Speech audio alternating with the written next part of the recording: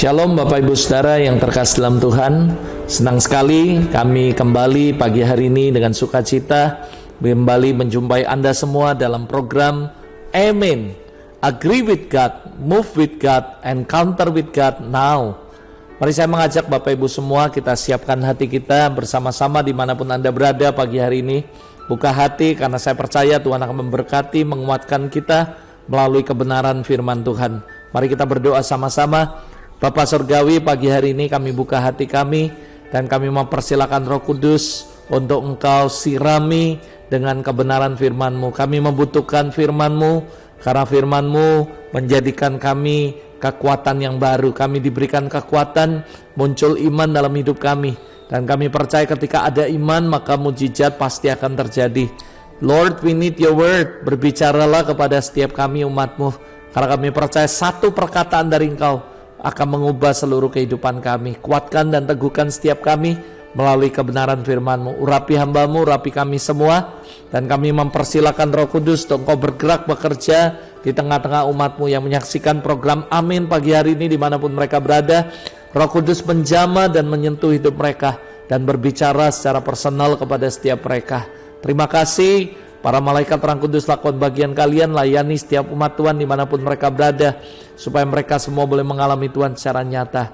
Kami memberikan segala hormat, pujian, kemuliaan hanya bagi Tuhan. Di dalam nama Yesus kami berdoa dan mengucap syukur.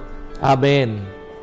Amin, amin. Puji Tuhan, senang sekali Bapak Ibu semua kita kembali menjumpai Anda dalam program Amin. Setelah beberapa waktu lalu kita break karena kita mau konsen dengan beberapa hal. Dan hari ini kita kembali dalam program Amin, di mana program Amin pertama dalam bulan ini Tuhan memberikan sebuah tema yang kuat sekali di hati saya, dan judulnya adalah Tetap Setia. Saya percaya tahun 2020 kita bersyukur bahwa Anda dan saya sudah melaluinya bersama dengan Tuhan, sekalipun tidak mudah, tapi kita sudah melaluinya bersama-sama. Tahun 2021 ketika saya mempersiapkan Amin di program yang pertama ini, di tahun yang pertama ini, di minggu yang pertama, dan juga di mana kami yakin sekali bahwa Tuhan akan menguatkan setiap kita melalui kebenaran firman-Nya.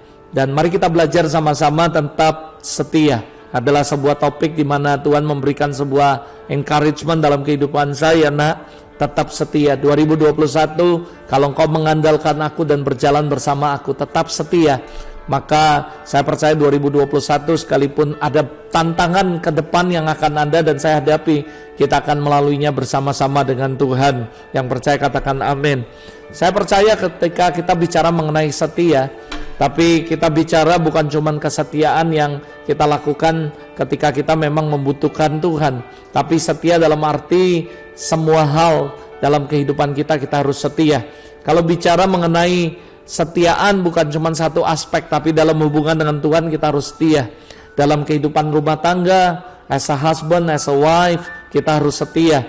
Dan juga secara bisnis kita juga harus setia, pekerjaan dan lain-lain. Dan diperlukan yang namanya kesetiaan, saudara. Tapi saudara, kesetiaan hari-hari ini merupakan menjadi sesuatu yang sangat langka dalam dunia ini, saudara. Saya tahu kesetiaan itu penting dan kesetiaan itu sangat diperlukan di dalam semua aspek kehidupan kita. Bahkan kalau kita baca Galatia 5 ayat 22, kesetiaan merupakan salah satu buah daripada Roh Kudus, saudara. Jadi saya percaya kesetiaan ini penting sekali. Ada amin, saudara. Amsal pasal 20 ayat 6 mengajarkan saya untuk merenung sesuatu mengenai kesetiaan. Bayangkan, Alkitab berkata dalam Amsal 20 ayat 6 berkata, banyak orang yang menyebut diri baik hati, tetapi orang yang setia siapa yang menemukannya? Saudara, ketika saya merenungkan firman ini Amsal 20 ayat 6, sungguh menyedihkan sebenarnya. Kenapa? Karena dikatakan orang menyebut baik hati banyak, saudara, tetapi orang yang setia itu siapa yang menemukannya? Saudara, baik dan setia, saudara. Ayat ini menyatakan bahwa banyak orang yang mengaku dirinya baik hati. Mungkin orang-orang akan berkata orang ini baik dan sebagainya. Tetapi saudara, orang yang setia ternyata sulit untuk ditemukan. That is yang dikatakan dalam Amsal 20 ayat 6, saudara. Hari-hari ini saya percaya kesetiaan menjadi sesuatu barang langka yang tidak mudah didapatkan pada semua orang. dan bahkan anak Tuhan sekalipun, saudara. Sebagai orang percaya, saya percaya kita harus menjadi orang yang baik. Tapi baik saja nggak cukup, saudara.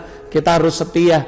Saya tidak menghakimi, tapi saya mendengar beberapa cerita. Ada orang, dia seorang suami, seorang bapak yang baik, tetapi ternyata akhirnya dia tidak setia, saudara, dengan pasangannya. Ada begitu banyak orang yang baik sekali, tapi akhirnya dia tidak setia dalam melayani Tuhan dan sebagainya. Saudara, saya percaya, yakin sekali ayat ini tidak mengada-ngada, tapi ayat ini benar menjelaskan tentang kondisi hari-hari ini di dunia, bahwa kesetiaan adalah sesuatu barang yang cukup langka. Baik hati banyak, tapi setia nggak banyak, saudara. Langka, saudara. Bahkan kalau kita baca Kolose 3 ayat 22-23 berkata, "Hai hamba-hamba, taatilah Tuhanmu di dunia dalam segala hal. Jangan hanya di hadapan mereka saja untuk menyenangkan mereka, melainkan dengan tulus hati karena takut akan Tuhan. Apapun juga yang kamu perbuat, perbuatlah dengan segenap hatimu seperti untuk Tuhan dan bukan untuk manusia." Jadi saudara, kalau Anda baca Kolose pasal 3 22-23 ini mengajarkan kita untuk melakukan semua hal untuk Tuhan, saudara.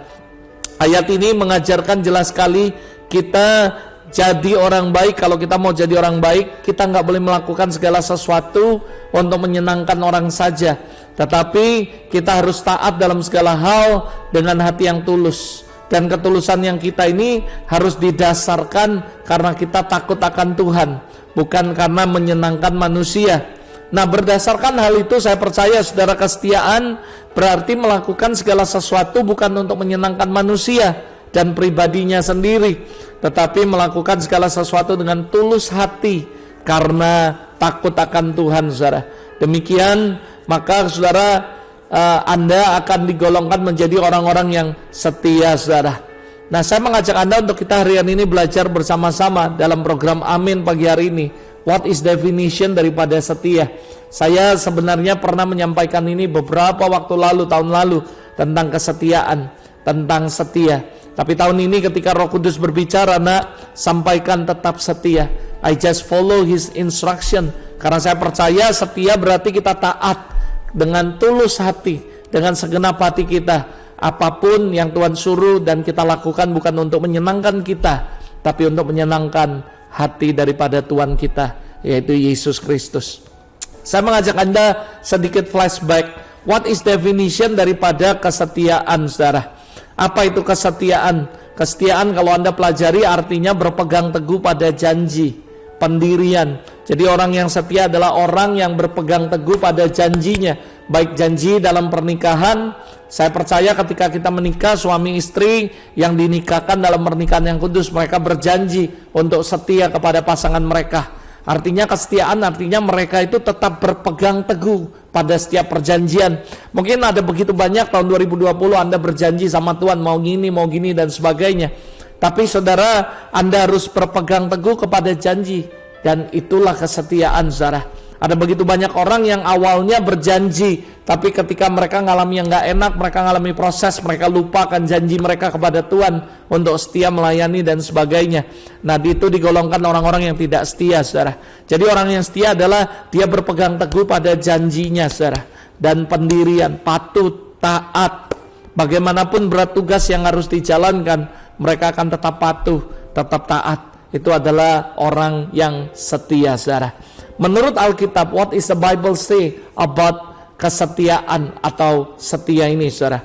Dalam perjanjian lama kata setia dipakai kata emunah, artinya kokoh, tidak tergoyahkan, tidak berubah, steady, truly, truth, fairly, saudara. Dikatakan dalam Alkitab, Allah kita adalah Allah yang setia, tidak pernah berubah. Kasih setianya sampai ke awan-awan. Artinya dia kokoh, tidak tergoyahkan, steady, truly, truth, fairly, saudara, tidak berubah. Kalau dalam perjanjian baru kata kesetiaan dipakai kata pistos, saudara. Artinya layak atau dapat dipercaya, taat, orang percaya, trustworthy, believe, true. Saudara, dikatakan trustworthy, orang yang layak dipercaya, dapat dipercaya. Nah, pagi hari ini, saudara, setelah kita mempelajari tentang definisi, what is definition daripada kata setia, saya mengajak Anda untuk kita belajar sama-sama dari story of Raja Asa, saudara. Saudara, Asa Anda tahu semua dalam 2 Tawarik 12 ayat 2-6 dikatakan Asa melakukan apa yang baik dan yang benar di mata Tuhan. Seperti dikatakan dalam Amsal tadi, banyak orang baik, saudara, bahkan mengatakan diri mereka baik, bahkan memiliki sebuah status daripada pernyataan, statement daripada orang-orang menyatakan bahwa orang itu baik, saudara. Tapi mari kita belajar dari story of Asa. Kita akan menemukan Asa juga orang yang baik, saudara. Dia melakukan apa yang baik, Alkitab berkata, yang benar di mata Tuhan Allahnya. Ia menjauhkan mezbah asing dari bukit-bukit pengorbanan, memecahkan tugu-tugu berhala, menghancurkan tiang-tiang berhala. Ia memerintahkan orang Yehuda supaya mereka mencari Tuhan Allah nenek moyang mereka dan mematuhi hukum dan perintah. Imagine, dia adalah raja yang baik, raja yang benar di mata Tuhan. Bahkan dia menjauhkan mezbah-mezbah lain selain daripada Tuhan, dan dia juga menghancurkan semua tiang berhala. Dia bahkan memerintahkan kepada orang Yehuda supaya mencari Allah. Kalau Anda perhatikan 2 Tawarik 12 ayat 2-6, menurut saya Asa adalah seorang yang baik, raja yang baik, raja yang benar, dan raja yang berkenan. Ayat 5 dikatakan ia menjauhkan bukit pengorbanan, pendupaan-pendupaan dari segala kota di Yehuda, dan kerajaannya pun aman di bawah perintahannya. Karena negeri itu aman dan tidak ada yang memerangi di tahun-tahun itu, ia dapat membangun kota-kota benteng di Yehuda, dan Tuhan telah mengaruniakan keamanan kepadanya, saudara. Dan kalau Anda pelajari, saudara, mencatat dalam Tawarik 12 ini bahwa Asa seorang raja Yehuda yang melakukan yang baik dan benar di mata Tuhan. Sekali lagi saya ulang, dia adalah raja yang baik, menjauhkan mezbah asing, memecahkan tugu berhala, menghancurkan tiang berhala, memerintahkan orang untuk mencari Tuhan, dan dia juga menjauhkan bukit pengorbanan dan sebagainya, saudara. Menurut saya, dia adalah seorang yang baik, saudara. Bahkan saudara, katanya kepada orang Yehuda, ayat 7 dan ayat 8, katanya kepada orang Yehuda, mari kita memperkuat kota-kota ini, mengelilinginya dengan tembok beserta menara-menaranya, pintu-pintunya dan palang-palangnya. Negeri ini masih dalam tangan kita karena kita mencari Tuhan Allah kita, dan ia mencari kita serta mengaruniakan keamanan kepada kita di dalam segala penjuru. Maka mereka melaksanakan pembangunan itu dengan berhasil. Pasukan-pasukan Asa dari Yehuda jumlahnya 300.000 orang yang membawa perisai besar dan tombak, dan yang dari Benyamin jumlahnya 280.000 orang yang membawa perisai kecil sebagai pemanah. Mereka semua adalah pahlawan-pahlawan yang gagah perkasa, saudara. Imagine, saudara, bahkan dalam 2 Tawarik 15 ayat 7-8, setelah mendengar perkataan nubuat yang diucapkan oleh Nabi Azaria bin Oded, saudara, ia menguatkan hatinya, menyingkirkan semua dewa kejijikan dan seluruh tanah Yehuda dan Benyamin dari kota-kota yang direbutnya di pergunungan Efraim, saudara. Ia memperbarui mezbah Tuhan, saudara, di ayat 12 yang ada di depan balai bait suci Tuhan. Kemudian mereka mengadakan perjanjian untuk mencari Tuhan dengan segenap hati dan segenap jiwa. Saudara perhatikan, mereka bahkan bersumpah untuk setia kepada Tuhan dengan suara yang nyaring, dengan sorak-sorai dan dengan tiupan nafiri dan sangkakala di ayat 14, saudara.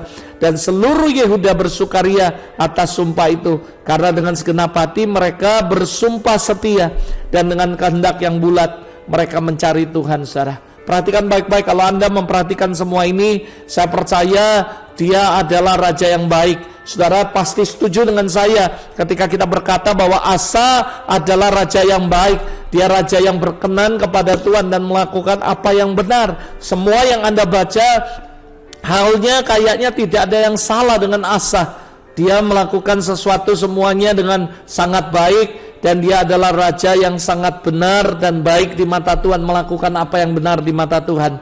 Namun saudara, ketika saudara baca 2 Tawarik 16 ayat 12 dan 13, saudara akan menemukan dan Anda akan berkata bahwa benar sih Amsal 20 ayat 6 tadi, banyak orang mengatakan diri mereka baik dan sebagainya, tetapi orang yang setia, siapakah yang menemukannya? Saya juga tidak menghakimi siapapun, tapi saya tahu ada begitu banyak orang, anak-anak Tuhan di seluruh dunia ini baik sekali, melakukan apa yang benar. Tapi bicara mengenai kesetiaan, nanti kita akan belajar lebih dalam lagi, tidaklah mudah, saudara. Kita bisa setia ketika kita diberkati. Kita bisa setia kepada Tuhan ketika kondisi kita baik. Kita bisa setia kepada Tuhan karena kita dalam keadaan sehat, dilindungi, dijagai oleh Tuhan, bahkan diberkati secara luar biasa. My question, bagaimana kejadiannya? Apakah kita tetap setia ketika kita mengalami sakit penyakit? Apakah kita tetap setia ketika kita mengalami proses, mengalami kebangkrutan, ketika kita mengalami yang namanya kerugian, ketika mungkin kita ditinggal banyak orang, ketika kita mengalami hal-hal yang gak baik? Apakah Anda tetap masih bisa setia? That is the problem, saudara. Makanya Amsal 20 ayat 6 berkata, orang baik banyak, orang yang melakukan baik yang benar banyak, tapi yang setia itu menjadi sesuatu yang langka. Karena banyak kan cenderung manusia hanya setia ketika mereka memperoleh sebuah keuntungan dari orang tersebut atau dari Tuhan. Tapi ketika mereka tidak mengalami keuntungan, tidak memperoleh sebuah keuntungan, mereka bisa dengan mudah mereka berubah setia, saudara. Makanya Amsal 20 berkata bahwa kesetiaan adalah sesuatu yang langka, susah untuk menemukannya, apalagi di zaman yang seperti ini. Termasuk dalam masa-masa pandemik ini, orang jadi begitu banyak berubah dan berubah setia dengan Tuhan, saudara. Nah, perhatikan 2 Tawarik 16 ayat yang ke-12 dan 13 berkata seperti ini. Perhatikan baik-baik. Pada tahun ke-39 pemerintahannya, Asa menderita sakit pada kakinya, yang kemudian menjadi semakin parah. Ayat 12 berkata, dia mulai mengalami kesakitan, terutama sakit bagian kaki, dan makin parah. Dikatakan di sini, namun dalam kesakitannya itu ia tidak mencari pertolongan Tuhan, saudara, tetapi pertolongan tabib-tabib. Ayat 13, kemudian Asa mendapat perhentian bersama-sama dengan nenek moyangnya. Ia mati pada tahun ke-41 tahun. Ia mati pada tahun ke-41 pemerintahannya, saudara. Perhatikan baik-baik di sini, ketika Asa diizinkan Tuhan menderita sakit kaki dan makin parah. Selama dia sakit, saudara, dia tidak mencari pertolongan kepada Tuhan, saudara, tapi kepada yang lain, saudara. Saya nggak ngomong bahwa ketika kita sakit kita nggak boleh ke dokter atau semuanya, bukan, saudara. Tapi ayat ini jelas sekali berkata, selama dia sakit, saudara, kurang lebih 2 tahun, dia tidak mencari Tuhan, mencari pertolongan kepada Tuhan, saudara, dan dia mencari pertolongan kepada manusia, saudara. Meskipun, saudara, Asa melakukan banyak hal yang baik, yang benar bagi Tuhan, namun kita pelajari sangat disayangkan kesetiaan Asa kepada Tuhan tidak dipertahankan sampai akhir, saudara. 2 Tawarik 16 ayat 12-13 mencatat, pada tahun ke-39 pemerintahannya, Asa menderita sakit pada kakinya, yang kemudian menjadi sangat parah. Perhatikan baik-baik, pada tahun ke-39, namun dalam kesakitannya ia tidak mencari pertolongan Tuhan, tetapi tabib. Kemudian Asa mati pada tahun ke-41 pemerintahannya. Maka kurang lebih dalam hal ini, sebenarnya kalau Anda perhatikan, kurang lebih ada jeda waktu 2 tahun dari dia sakit sampai dia meninggal. Alkitab mencatat bahwa dia tidak mencari pertolongan kepada Tuhan. Dan walaupun Tuhan telah memberinya kesempatan sakit selama 2 tahun, namun ia tetap saja tidak mencari pertolongan kepada Tuhan. Harusnya, saudara, mungkin sakit pertama dia cari dokter, dia cari tabib, dan semua is normal. Tapi Alkitab mencatat dia dalam pemerintahannya yang ke-39 dia menderita sakit kaki dan makin parah. Lalu habis itu dia dapat perhentian atau meninggal pada pemerintahan yang ke-41. Artinya kurang lebih ada jeda 2 tahun. Dan Alkitab mencatat selama dia sakit, saudara, dia tidak minta pertolongan kepada Tuhan, saudara. Asa sebenarnya konsisten. Dia orang yang sangat konsisten. Dia tetap melakukan apa yang benar, yang baik di mata Tuhan. Tapi sebenarnya dia tidak persisten. Saya akan bagikan kepada Anda what is ciri-ciri, saudara, karakteristik daripada orang-orang yang setia, saudara. Yang pertama, saya percaya orang-orang yang setia adalah orang-orang yang konsisten, saudara. Apa itu konsisten? Artinya tidak menyimpang ke kanan dan ke kiri. Dan Anda perhatikan bahwa kehidupan Asa tidak nyimpang ke kanan ke kiri. Dia melakukan apa yang baik, apa yang benar di mata Tuhan. Dia bahkan menyerukan kepada seluruh rakyat Yehuda untuk mencari Tuhan. Dia menjauhkan semua pengorbanan asing, korban mesbah korban bakaran asing. Dia musnahkan semuanya. Dia sebenarnya orang yang konsisten, gak nyimpang ke kanan dan ke kiri. Dia melakukan apa yang benar. Bahkan Alkitab sendiri menyatakan bahwa dia adalah raja yang melakukan apa yang benar di mata Tuhan. Saya berani simpulkan, Asa adalah orang yang konsisten dengan Tuhan, saudara. Ulangan 5 ayat 32-33 mengajarkan kita satu hal, maka lakukanlah semuanya itu dengan setia. Apa itu semuanya, saudara, dalam kehidupan kita, baik kepada Tuhan dan yang lain, saudara, seperti yang diperintahkan Tuhan Allah itu kepadamu oleh Tuhan Allahmu. Jangan menyimpang ke kanan atau ke kiri. Segenap jalan yang diperintahkan kepadamu oleh Tuhan Allahmu haruslah kamu jalani, supaya kamu hidup dan baik keadaanmu, serta lanjut umurmu di negeri yang akan kamu duduki. Ulangan 5 ngajarin kita bahwa kita harus lakukan semuanya dengan setia, saudara. Saudara, ini penting sekali. Kita harus melakukan segalanya dalam pelayanan, dalam rumah tangga, dalam semua aspek hidup kita. Lakukan dengan segenap hati, segenap jiwa, dan lakukan dengan setia. Jadilah orang-orang yang konsisten. Kalau Anda perhatikan, Raja Asa menurut saya cukup konsisten. Semasa hidupnya, dia menyerukan kepada bangsa Yehuda untuk mencari Tuhan. Dia menyingkirkan semua mesbah korban bakaran yang lain yang asing selain daripada Tuhan, dan dia dinyatakan menjadi seorang raja yang benar. Hanya saja dia tidak persisten. Dan ciri yang kedua daripada orang yang setia adalah persisten, saudara. Apa itu persisten? Adalah gigih teguh, tekun, bertahan sampai akhir, saudara. Wahyu pasal 2 ayat 10 mengatakan, jangan takut terhadap apa yang harus engkau derita. Sesungguhnya iblis akan melemparkan beberapa orang dari antaramu ke dalam penjara, supaya kamu dicobai, dan kamu akan beroleh kesusahan selama 10 hari. Hendaklah engkau setia sampai mati, dan aku akan menganugerahkan, mengaruniakan kepadamu mahkota kehidupan. Saudara, Wahyu pasal 2 diingatkan oleh Tuhan bahwa jangan takut apa yang akan kau derita, saudara. Sebab sesungguhnya iblis akan melemparkan beberapa orang dari antaramu masuk dalam sebuah penjara, dicobai, disiksa, memperoleh kesusahan demi kesusahan. Dalam hidup ini saudara mungkin berkata, aku gak masuk penjara, tapi seolah-olah kita di penjara, kita seolah-olah mengalami banyak penderitaan, mengalami proses. Tapi Alkitab mengajarkan kita, orang yang setia adalah orang yang konsisten dan sekaligus persisten, saudara. Ada begitu banyak orang yang bisa konsisten tapi tidak persisten. Asa adalah raja yang konsisten dengan Tuhan, tapi dia nggak persisten, dia nggak bertahan sampai akhir. Ketika dia mengalami sakit, bahkan makin parah kakinya, saudara, dan dia tidak persisten, dia tidak bertahan, dia tidak gigih, dia tidak tekun mencari Tuhan, bahkan dia nyerah. Akhirnya dia mengandalkan tabib-tabib, saudara. Sebenarnya Tuhan gak menentang bahwa kalau kita sakit ke dokter, saudara, tapi iman kita harus kepada Tuhan, bukan kepada yang lain. Iman kita justru malah harus bahwa Tuhan bisa pakai dokter untuk memberkati, sehingga Tuhan memakai tangan dokter, memakai obat untuk menyembuhkan kita. Tapi iman kita harus kepada Tuhan, bukan kepada manusia, saudara. Dan Alkitab mencatat bahwa Asa, raja yang baik, hanya dia di akhir hidupnya, dia tidak mencari Tuhan. Dia tidak meminta pertolongan kepada Tuhan selama masa sakitnya. Makanya saya berkata, dia adalah raja yang konsisten tapi tidak persisten, tidak bertahan sampai akhir.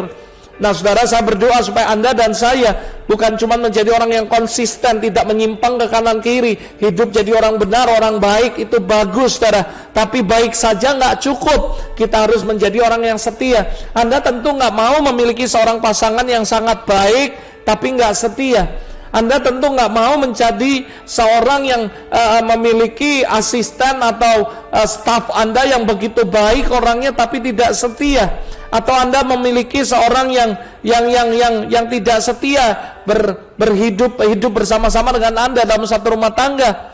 Tapi saya percaya bahwa saudara sebagai suami, sebagai istri, kita harus setia, saudara. Bukan cuma konsisten, bukan cuma baik terhadap keluarga kita, suami terhadap istri, terhadap suami, tapi kita harus menjadi orang-orang yang setia, saudara. Makanya saya berkata bahwa kesetiaan itu penting sekali dan barang yang cukup langka di zaman hari ini, saudara.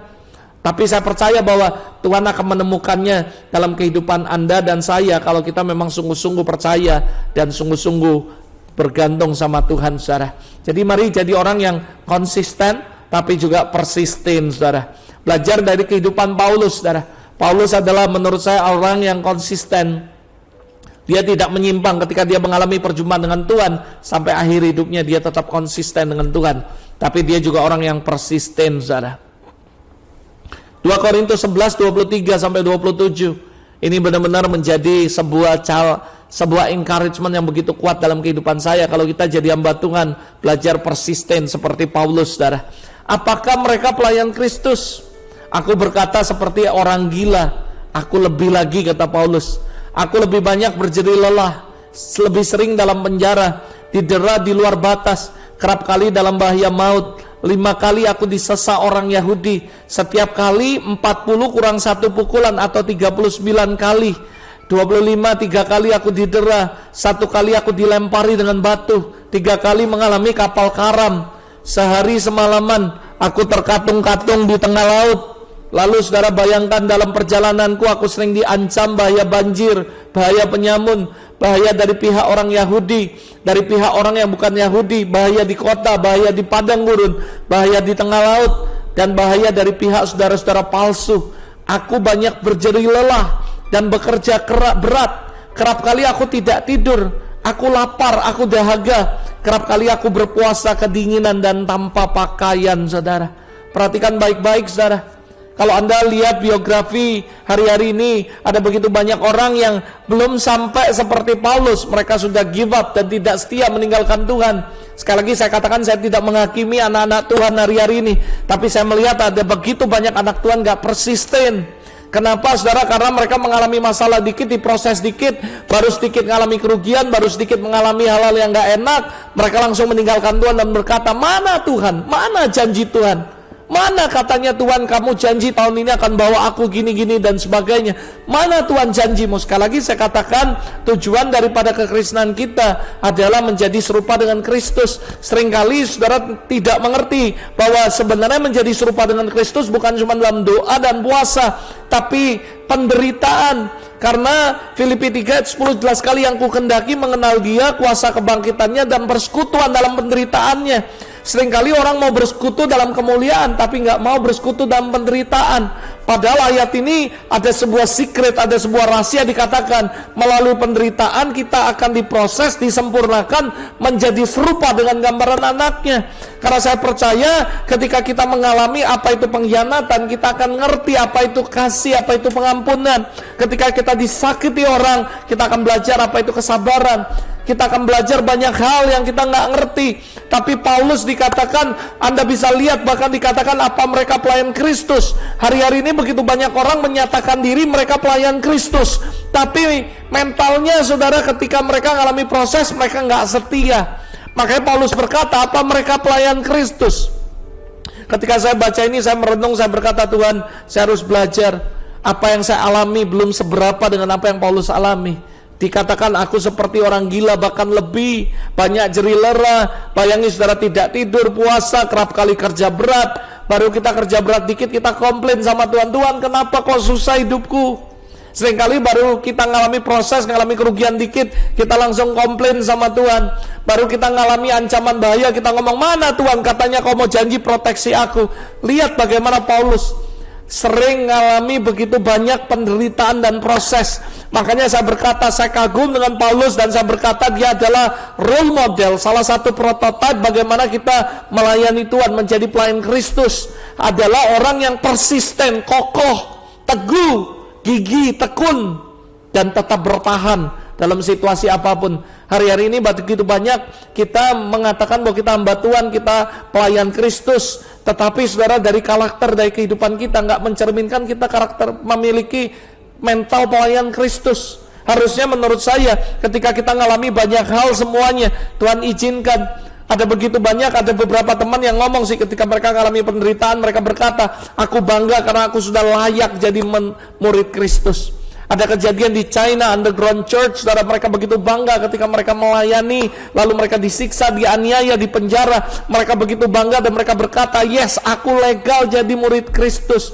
Mereka menganggap bahwa mereka berbahagia. Bukankah kita tahu ada ayat yang berkata, berbahagialah kamu oleh menderita apapun, dihianati, disakiti, menderita karena nama Kristus. Tapi kenyataannya nggak mudah ayat itu untuk dilakukan. Karena ketika kita mengalami kerugian, kita mengalami banyak proses, kita mengalami banyak hal yang gak enak, mengalami sakit penyakit, kita always complain dan berkata, why Lord, why Lord? Padahal saudara dikatakan berbahagialah kalau kita menderita oleh karena nama Yesus, saudara. Dan Paulus adalah hamba Tuhan yang persisten, yang kokoh, yang berdiri teguh. Sekalipun dia mengalami semua, dia berkata, aku kadang lapar, bekerja berat, kurang tidur, kerap kali puasa, kedinginan, tanpa pakaian. Dan saudara, apa yang terjadi? Dia tetap persisten sama Tuhan. Ini adalah contoh orang yang setia. Lalu bandingkan saudara dengan Asa tadi, dengan Paulus, saudara. Melakukan apa yang benar, tapi gara-gara dia cuma sakit kakinya dan makin parah, dia sudah tidak mencari pertolongan Tuhan. Tapi Paulus berbeda. Lalu bandingkan juga dengan Galatia 6, Galatia pasal 1 ayat 6 sampai 10, di mana Paulus menyatakan keheranannya. Paulus bingung, heran kepada jemaat Galatia yang begitu lekas berbalik daripada Tuhan, cepat sekali berubah setia, saudara, hanya untuk mengikuti suatu Injil yang sebenarnya bukan Injil. Sebab ada orang yang mengacaukan waktu itu jemaat-jemaat Galilea dengan maksud untuk memutarbalikkan Injil Kristus. Untuk itu Paulus menegaskan kepada mereka dengan pernyataan, jadi bagaimana sekarang? Adakah ku cari kesukaan manusia atau kesukaan Allah? Adakah ku coba berkenan kepada manusia? Sekiranya aku masih mencoba berkenan kepada manusia, maka aku bukanlah hamba Kristus.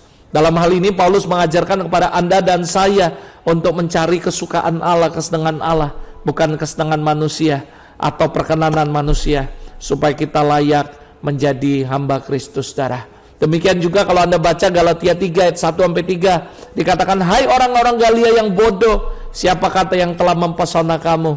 Bukankah Yesus Kristus yang disalibkan itu telah dilukiskan terang di depanmu? Hanya ini yang kuhendak ku ketahui daripada kamu. Adakah kamu telah menerima Roh dan melakukan hukum Taurat? Karena percaya kepada pemberitaan Injil, adakah kamu sebodoh itu? Kamu telah memulai dengan Roh, maka kamu mengakhirinya di dalam daging, saudara. Rasul Paulus menegaskan kepada jemaat Galatia, juga buat kita semua, bukan cuma jemaat Galatia, tapi kita, supaya kita jangan bodoh, jangan berubah setia. Kalau kita percaya siapa yang sudah mempesona kita, yaitu Yesus, bukan halal duniawi yang membuat kita binasa, tapi Yesus yang telah mempesona. Itu sebabnya apa yang kita sudah mulai dengan Roh, jangan akhiri dengan daging. Artinya apa? Paulus mengajarkan kepada Anda dan saya menjadi hamba Tuhan yang persisten, yang kuat, kokoh, teguh, tekun, dan gigih, tidak berubah-berubah, tidak berubah setia kepada Tuhan. Saya akan akhiri dengan sebuah testimoni dari sebuah kisah nyata seseorang yang bernama Horatio Spafford. Saudara, Horatio adalah seorang pencipta lagu rohani. Ini memang lagunya lagu jadul, saudara. Tapi kalau Anda cek, Anda cari, luar biasa. Dari story daripada lagu ini, bahkan lagu ini kata-katanya luar biasa. Dia adalah seorang pencipta lagu rohani. It is well with my soul. Saudara, ia adalah seorang percaya, baik dan setia. Horatio adalah seorang yang anak Tuhan, yang takut, yang baik dan yang setia. Dan kisahnya ini benar-benar menginspirasi saya. Dan saya cuma berkata, Tuhan, ini luar biasa sekali. Dan saudara, ia adalah seorang yang bekerja sebagai pengacara dan sekaligus pengusaha real estate di Chicago pada tahun 1840, saudara. Ia mempunyai 1 istri dan 5 orang anak, saudara. 1 anak laki-laki dan 4 anak perempuan, saudara. Walaupun hidupnya sangat kaya dan berkelimpahan, namun Horatio dan seluruh keluarganya turut aktif dalam kegiatan gereja dan menjadi jemaat yang setia di salah satu gereja di sana, saudara. Namun saudara, apa yang terjadi? Terjadi banyak sekali tragedi dalam hidup Horatio, saudara. Dan menurut saya ini sesuatu yang mengerikan. Tahun 1870, saudara, putra satu-satunya yang berusia 4 tahun, saudara, meninggal dunia akibat demam berdarah. Saudara bayangi kalau saudara cinta Tuhan, melayani, setia, dan tiba-tiba keluargamu meninggal, saudara. It's not easy, gak mudah. Satu-satunya putranya yang dia sayang, umur 4 tahun meninggal dunia karena akibat penyakit demam berdarah, saudara. Tahun 1870. Lalu apa yang terjadi setelah itu? Dia survive. Tahun 1871 terjadi kebakaran besar yang melanda kota Chicago. Waktu itu kalau Anda baca dalam sejarah dikenal dengan The Great Chicago Fire yang terjadi pada hari Minggu tanggal 8 Oktober 1871 sampai dengan Selasa tanggal 10 Oktober 1871. Kebakaran itu menewaskan 300 orang, menghancurkan 3,3 mil atau sekitar kurang lebih 9 km persegi kota Chicago. Lebih dari 100.000 penduduk kehilangan tempat tinggal. Kebakaran tersebut membakar habis seluruh aset yang dimiliki oleh Horatio, sehingga perusahaannya bangkrut, saudara. Namun demikian ia tidak berdiam diri, tidak depresi. Ia membangun kembali usahanya sambil membantu orang-orang yang telah kehilangan rumahnya. Imagine, tahun 1870 anaknya satu-satunya yang pria 4 tahun meninggal kena demam berdarah. 1871 terjadi kebakaran dan menghabiskan seluruh hartanya dan membuat dia jadi bangkrut. Kalau Anda yang mengalami ini, apakah Anda masih bisa setia dengan Tuhan? Masih bisa berkata Tuhan baik? Masih bisa melayani Tuhan dengan setia? Belum tentu, saudara. Saudara tahu, saya berkata Tuhan ini mirip cerita Ayub. Benar-benar mirip cerita Ayub. Horatio adalah sebuah inspirasi dalam hidup saya. Ketika saya mempelajari ini, saya baca biografinya dia. Tanpa sengaja saya meneteskan air mata. Saya berkata Tuhan, ini luar biasa. Memberkati, menginspirasi banyak orang. Saudara bayangi tahun 1871 dia mengalami kebangkrutan, semua harta bendanya terbakar. Lalu saudara dia membangun kembali. Dia tidak depresi, tidak marah sama Tuhan, dia membangun kembali dan sambil membantu orang yang telah kehilangan rumah. Imagine, bukan cuma dia yang kehilangan, dia kehilangan semuanya bangkrut. Dia menolong orang lain juga yang mengalami kehilangan. Lalu saudara 1873 Horatio dan seluruh keluarganya berlibur ke Eropa karena dia sekaligus menghadiri pertemuan penginjil Inggris yang dilakukan oleh sahabatnya yaitu D.L. Moody. Anda kenal nama ini, seorang penginjil yang terkenal waktu itu, saudara. Sebelum sesaat dia nyampe ke pelabuhan, tiba-tiba Horatio terpaksa harus menunda keberangkatannya karena urusan bisnis yang penting. Akhirnya istri dan keempat putrinya meneruskan perjalanannya ke Eropa dan dia stop, tidak jadi masuk ke kapal untuk ikut berangkat. Tanggal 22 November 1873 malam hari, saudara, kapal yang ditumpangi oleh istri dan anaknya, putrinya 4, saudara, bertabrakan dengan kapal besi Inggris sehingga menewaskan 4 putrinya. Istri Horatio selamat dan dalam kesaksiannya ia berkata, Tuhan memberi aku 4 anak perempuan, sekarang mereka diambil daripadaku. Suatu hari nanti istrinya berkata, aku akan mengerti mengapa. Saudara, menurut saya ini suami istri yang begitu takut akan Tuhan dan setia, saudara. Setelah berkata seperti itu, istrinya mendengar suara daripada Roh Kudus dan Roh Kudus berkata, engkau diselamatkan untuk suatu tujuan, saudara. Kemudian istrinya mengirim telegram kepada Horatio karena waktu itu belum ada telepon, saudara. Dan aku sendiri yang selamat, katanya. Apa yang harus aku lakukan? Dia bertanya kepada suaminya. Lalu Horatio akhirnya menuju ke Inggris untuk berjumpa dengan istrinya dengan naik kapal juga. Dalam perjalanan kapten kapal menunjukkan lokasi kecelakaan yang menewaskan 4 anaknya. Dan sepanjang malam Horatio tidak dapat tidur. Ia merenungkan semua yang terjadi dalam hidupnya, mulai dari kebakaran, anak meninggal, kebakaran, habis bangkrut, lalu istrinya bersama anak-anaknya berangkat, tabrakan kapalnya, anaknya meninggal semua. Dan dalam keadaan hancur, Horatio menulis secari kertas. Apa yang dia tulis? Dia tulis, it is well, the will of God be done. Semuanya baik, kehendak Tuhan sudah terjadi, saudara. Di atas kapal itulah Horatio menulis sebuah lirik lagu yang berjudul It is well with my soul. Saudara, kata-kata dari sebuah lagunya saya terjemahin seperti ini. Dikatakan, when peace like a river attended my way. Ketika damai sebuah sungai, jalanku terasa aman.